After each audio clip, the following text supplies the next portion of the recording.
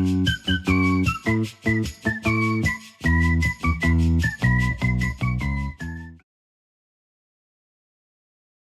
and welcome back to my YouTube channel. For those of you who don't know me, I of course am the FPL Train, where on this channel we talk all things fantasy football, and on today's video we're going to be revealing my team selection ahead of game week 13, where I have one free transfer and I can already confirm that I've made it. I went in early and I kind of regret it because I completely forgot about Champions League football this week. So if I get an injury in the Champions League or something like that, I'm kind of stuffed going into game week 13. I might have to take hits, but yeah, I've got one free transfer and I've used it already, so we'll look at that a bit later. But first, let's look on game week 12 and talk about how I got on then. So game week 12 then, I scored 57 points, which to be fair got me a green arrow. It was literally a small one, but it was a green arrow. So I made a few mistakes, let's face it, so let's go through this. So starting us off was my goalkeeper, and that of course was Martinez.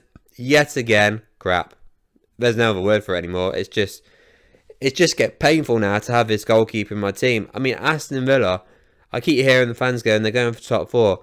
You need to start keeping clean sheets because this is just getting painful now. It really is. I mean, the fact that Sarr scored after 4 minutes, my clean sheet was wiped straight away. I was fuming, man. Fuming. So that was really frustrating. So yeah, you conceded 2 goals against Palace. And it's just really frustrating. I mean, Aston Villa are currently 8th in the table right now. I mean, they're kind of lucky. Everyone else is dropping points. But, yeah, it's really frustrating having Martinez in goal. He claims to be the best goalie in the world, but he don't seem to show it half the time. So, yeah, that was disappointing. Delo, I mean, what can you say? It's against Ipswich. It's Man United. Can they ever get a clean sheet when I've got a Man United defender in the team? I don't think so, to be honest. So that was really naff. Lewis Hall got 1 point against West Ham. I mean, that was disappointing because, you know, I thought Newcastle could win that game. They lost 2-0. 2-0. Didn't see that coming. And then Lewis Hall, I mean, bloody hell. 2-0 pointers now from him in 2 game weeks. That is shocking. Absolutely shocking. Not what I wanted at all. So, yeah, I didn't see that coming. Obviously, got battered 4-0. By Tottenham Hotspur. So yeah, I mean, the frustrating thing about it as well, if you look at my first bench option was Mikalenko. The guy got 6 points. That's more than all my defenders and goalkeeper put together, man. Oh, I can't believe it. So yeah, that was really frustrating. Midfield wise, it don't get any better. The only saving grace was I actually had the captain right for once, and bloody lucky as well because I nearly went for Palmer as my captain against Leicester. So obviously I've brought Palmer in and I brought Lewis in. You know, just thought I'd put that out there. And neither of them did well for me at all. 3 points overall. Obviously, I'm not too, annoyed that I got rid of Van Dijk in the end because didn't expect that one. And obviously, I got rid of Foden and, he didn't do any better either. So, you could say I've somehow managed to come off better having these two than having Foden and Van Dijk, which is pretty crazy. But yeah, Cole Palmer, blanked against Leicester. Mbeumo blanked also. I believe he played Everton, if I can remember rightly. So yeah, he only got 3 points because he got a clean sheet. Then you got Rodgers, also blanked against Crystal Palace in a 2-2 game. I mean, come on. Smith Rowe only got 1 point against Wolves. He actually went off before the 60th minute mark. Couldn't believe that. Really couldn't believe that. That's frustrating. But then thankfully, Salah got 2 goals and a couple of, bonus points. I mean, it would have been 3 if he didn't take his bloody top off in the celebration, but can't really do anything about that. So yeah, the midfield overall was awful. I mean, not like I could do anything else there. I mean, like I said, I was only focused on bringing Palmer and Salah in for this game. At least one of them turned up. And then my strikers, I mean, Cunha, I'm absolutely loving this guy. I'm so glad I brought him in my team. Another haul of points from him, 16 points overall. I mean, I wish I had him as my captain now. But that's now 4 game weeks in a row. He's got, a return. You could say 5 in the last 6 as well.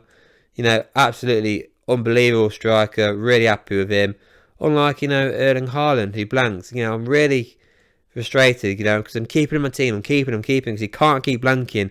I think the blanks are over, because, there's only so long he is going to be blanking, But, yeah, that was, disappointing. Because I thought with Romero out, Van der Ven out, they're going to walk it. not get battered 4-0. But yeah, overall then, 57 points. You know, green arrow, I'm definitely going to be taking it. We had a massive green arrow, but overall, a green arrow is a green arrow. Now then, for the interesting part of the video, and that's of course my team selection, where like I said before, I've got one free transfer and I've already made it, and I'll be revealing that as we go through. So then starting us off with my goalkeeper is of course going to be Martinez. He's got Chelsea away, so he's going to get maybe 2 points at best for me. I'd take 2 points. I'd be buzzing with 3 because he's been pathetic for me this season. Back 3 then, one change to my back 3. I've decided to take Rico Lewis out, which means he'll get a goal against Liverpool, no doubt. It might be a bit crazy because I brought in Ockley. Let's face it, he ain't any better really, but I don't know. I mean, I should probably really go Mikalenko, but he's got United away. Either way, all 3 of these defenders that I'm talking about, I've got away games, and I don't think any of them get any points, to be honest. I don't even know if Ockley would even start either, so that's one thing as well. But he's in my team for now. He's got Brentford away. It's the easier out of the 3 fixtures, you could argue. Man United. I mean, to be fair, Man United is probably the easiest fixture out of the 3. Because they're a big club, we just automatically say that. And obviously, Liverpool, I won't be surprised if they run right against Man City. Put it that way. And that leaves, obviously, Lewis Hall. Got Crystal Palace away.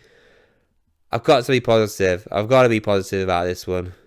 But it is at Selhurst Park, which makes me a little less positive. So I'm just crossing my fingers that that one works out. And then Delo's got Everton at home. Every time I've had a Man United defender, they've either blanked or gone off early. And then they've obviously got a clean sheet that way. And I've missed out on the point. So hopefully this works out. Again, dropping Mikalenko to the bench ain't the best when he's obviously just got a clean sheet. But yeah, at the minute, I do hate my defence. With my midfielders then, we're going back to a 4-man midfield. Smith Rowe has been dropped from my team. Poor performance from him for Game Week 12. To not play 60 minutes, only to come away with 1 pointer, has meant I've decided to drop him against Spurs. You know, it wasn't an easy decision. It was between him and Rodgers, if I'm being honest. But I've decided to drop Smith Rowe ahead of Rodgers. So Rodgers does start for me. He's got Chelsea away. Not exactly an easy fixture either. Chelsea do tend to concede goals though. So that is the reason why I've gone for Rodgers ahead of Smith Rowe. And the fact as well, Rodgers seems to stay on the pitch longer than Smith Rowe. Obviously, I've got, you know, Mo Salah in my team. He's got Man City at home. I'm not confident about having him as captain, so he's not my captain at this moment in time for Game Week 13. It could change by the deadline. Honestly, my head's pounding on which player to go for because I've got options and I still don't know if I'm going for the right one currently. But yeah, Salah's in my team, as is Palmer, who is obviously currently down as my captain. Got Aston Villa at home. And like I keep mentioning, Aston Villa don't know how to keep a clean sheet. So it kind of makes sense to have Palmer as captain. So you know what that means. Aston Villa will keep a clean sheet and Palmer will blank. That's just how it goes. And then Boomoo's got Leicester City at home. Great fixture for him. I kind of expect him to score. So let's hope that works out. It just seems too good on paper, doesn't it? So I wouldn't be surprised if he does blank now. So yeah, not that confident, to be honest, in my midfield either. Hopefully Mbeumo smashes it. That's all I can think. And if I do go for Palmer, hopefully he smashes it too. And that brings me down to my front 3. And there's the change. You can see right there. I've taken Ndaya out of my team. I mean, he's blanked now for the last, what, God knows how many game weeks. It's been awful to watch. They just don't know how to score goals, Everton, which has been even more painful. They've not scored in the last 3 game weeks now. How bad is that? That's awful. Absolutely awful. So I've took him out of my team because there's no point having him because their fixture run's gone now. They've got the likes of United coming up. And then after that, they've got the likes of Liverpool, Arsenal, Chelsea and Man City. Mate, you'd be lucky the guy even gets a touch of the ball, never mind a goal. So I've dropped him now and I've brought in João Pedro in my team. It was a tough one. No, tell a lie, it wasn't a tough one at all. I brought in João Pedro because I couldn't afford Danny Welbeck. There's your answer. And the guy's got Southampton at home. Makes sense to have him as my striker. I mean, he might not start against Southampton, but even if he comes off the bench, I kind of would expect him to score because Southampton, at the end of the game, just like to give the ball away and go, here you go, we're winning. So, here you go, here's the ball and you can beat us. So that's what they do. But after that, he's got the likes of Fulham, Leicester, Palace, West Ham, Brentford. I mean, man, it's a decent run. Completely the opposite to Everton's run. So it just makes sense to bring him in for Ndaya. So Really happy with that transfer. I mean, hopefully he does start against Southampton. You could be saying, why the bloody hell have you not waited till team news? Because obviously, Friday night football is going to be Brighton and Southampton. So you could argue I should have waited till the team news came out. But like I've just said, I can't afford Danny Welbeck. And I've only got one free transfer. So I may as well go for it. There's no point, thinking about anything else. I mean, yeah, I could go for Matoma. But I can't afford him unless I take out Mbeumo. Because I've got Smith Rowe, I ain't got nothing in the bank. I've got Rodgers, I ain't got nothing in the bank. I'm not getting rid of Palmer, I'm not getting rid of Salah. And Mbeumo is probably the only option, but he's got Leicester at home, so there's no chance that's going to happen. So that is why I've gone for this transfer. So yeah, hopefully it works out. I mean, obviously he got alongside him Cunha. Unbelievable form, he is at home to Bournemouth. Fingers crossed that one works out. And then Erling Haaland's got Liverpool away. I mean, I'd be buzzing if he scores, because nobody's expecting it. But we'll have to wait and see. Obviously, you could say, why have I not took him out of my team and put money elsewhere? But I've got one free transfer. What do you want me to do? There's not much more I can do.